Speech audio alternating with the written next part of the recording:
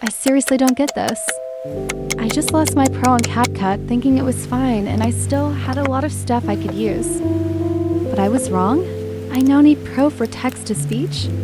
Now when I edit my vids it will take more time. And I can't even use half of the font's effects and I can't even use chroma key.